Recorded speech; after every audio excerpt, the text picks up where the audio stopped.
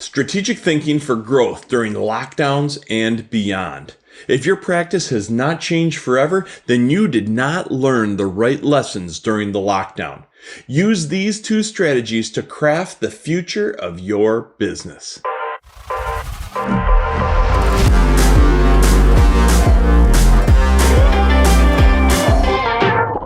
Hey, welcome to an important, rare video where we talk about recurring and repeatable events designed to supercharge and catapult your business to the next level. The reason I say this is an important topic is because we all know that things are starting to loosen up with the pandemic, with the lockdowns. Depending on where you live, or actually pretty much everywhere where people live, we're starting to see it start loosening up, starting to kind of free up a little bit economically, letting you get back in front of people in a more traditional sense, albeit different, but somewhat more traditional, where we can get face to face in many areas of the country now, and we can actually work directly with people. It doesn't have to be all electronic. Well, the reason this is so important is because there is strategic thinking that you need to use to grow during the lockdowns, and that is going to continue.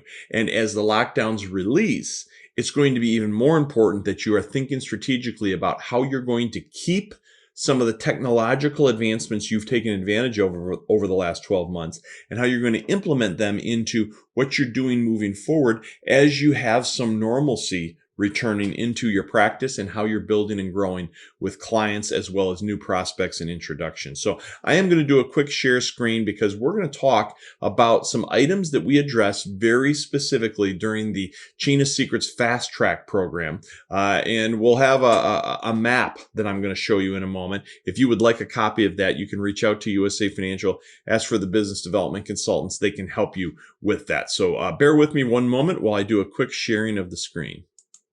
So as I mentioned, we're going to get into strategic thinking for growth during the lockdowns and beyond, because now as the lockdowns loosen up, I actually think this is even more important. This is our fast track map. If you do not have a copy of this, you can contact USA Financial, as I mentioned. We'd be happy to get that to you. What I'm specifically going to talk to you about is the rocks and sand conversation, as well as the stratum conversation. And I'll do that by simply zeroing in on them here on the next screen. Now, I'm going to keep this very brief. If you want to learn more about this, you can go to our classroom format. It's our digital classroom, if you will. Again, the business development team can help get you there if you're not sure how to do that. But first of all, let's talk about rocks and sand.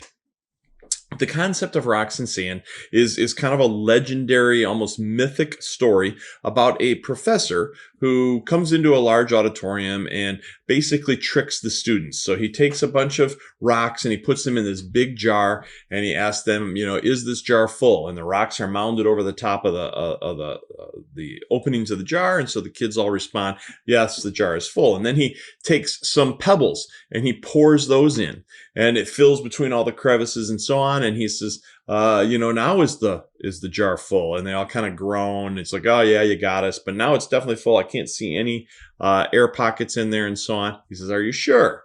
They say, yes, it's full now. So then he pulls out some sand and he starts shaking the sand and vibrating it and just kind of, working it through, and it filters into all of the crevices. And now he fits the whole sack of sand in there. And right on down the list, right? Some people talk about him adding water and then the sand soaks up the water and so on. But the moral of the story is this. That episode or that exercise only worked because of the order in which he put the items in the jar. Had he reversed the order, the items would not have fit inside of the jar. The sand would have went in first, it would have made a base, and everything would have started piling above on top of that, and it just simply would not have worked. So the key is that in your business, you have to put things together in the right order. You have to know that you're spending your time in the most organized and efficient fashion based upon what makes you money, what drives your business. You are the rainmaker of your practice. We need to focus on how do you generate that revenue. So there's 4 items here. And by the way, many of you are familiar with Strategic Coach. Dan Sullivan is a good friend of ours, and he teaches the idea of free, focus, and buffer. And we use that, and we've added to that what we also call repair. And now some people also will interchange the words focus and game right here, and they'll interchange the words buffer and prep. It doesn't really matter what terminology you want to use. The concept is the same, whether it's free, focus, buffer, repair, or whether it's free, game, prep, repair. The point is, whatever creates the correct visual for you mentally is the terminology that you should use. First, let's start off with free. Simply put, when you are establishing your calendar, if you are a busy entrepreneur, if you don't block time for your family and the personal things in your life, they simply will go by the wayside. And that's a dangerous game to play for a whole host of different reasons. But you need to go ahead and block out in advance those calendar days that you want to be on vacation, you want to spend with your spouse. You want to dive into something spiritually, or be with with the group that you like to volunteer with, or whatever that might be, your kids, your family, friends, and so on.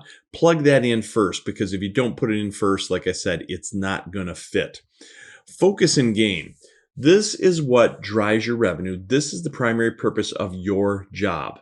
Now, I like to use the word game because it's kind of more of an athletic reference. What you get paid for is your performance on game day. You don't get paid for how well you perform on practice days or on prep days or in the gym or at the workout facility. You get paid for how you perform on game day. Doesn't mean that the prep and the practice isn't important. It just means that what cashes those checks is game day performance. So I like the word game.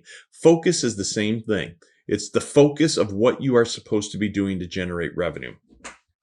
The next step down is then buffer or prep. Again, these are the things that are vital for you to do on a regular basis that then allow you to perform at your highest potential level on the game day, on the game or the focus days. And then finally beneath that, we have repair. Repair is so that you're dealing with situations that come up. Because we all operate in such a highly regulated environment, repair is important. Repair is different than prep because you can't let something fester when you are dealing with a regulatory environment or something that could impair your ability from a licensure standpoint, a fine or a fee or any kind of various actions that could be taken against you, or a client complaint or whatever the case might be. Those things can devastate your business. So we carve them off separately from prep, and we call that repair. Now, the point is this. A lot of people during the pandemic, they have gotten very laxed in this category, in these items. They're not hitting these things the way they used to because everything's blurred together. They're working remote, so they used to work at the office, and now they're free, and their focus and their prep and their game is all coming together in a big blob. The other thing is, many people were taken off their game. They were they had a hard time converting to digital solutions coming off of the more physical aspects of, say, running client events at in a live forum and things of that sort. So you need to dial this back in. You need to get very serious about this. You need to focus on what you are supposed to be doing to drive the revenue in your practice. And by the way, everybody has this. It doesn't matter what employee you're talking to. They won't have the same items. So what's a game day activity for your administrator is very different than what's a game day activity for you as a financial advisor, and so on and so forth, based on people in your practice.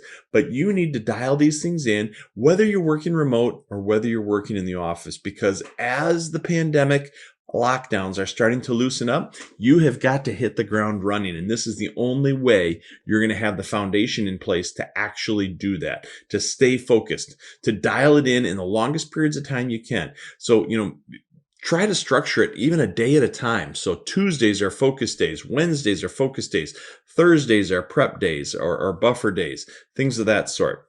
And then over here on the right-hand side, I talk about stratum. Stratum is a concept that came from, at least to the best of my knowledge, came from some researchers out of Canada and England, I believe. And what they identified is that everyone falls into the category of these various stratum levels, going from 1 to 8.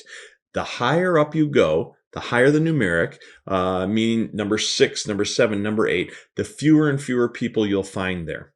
They tell us, now this is kind of shocking, They tell us that somewhere between 90 to 95% of the population is stratum 1. They cannot see or plan or comprehend something that is beyond 3 months into the future. Now that's scary. That's why we are paid to be financial advisors, because we have to stretch their stratum. We have to get them out to further limits to help benefit them in the long run to plan for retirement. So that's why they need you so desperately. That's why you're so important.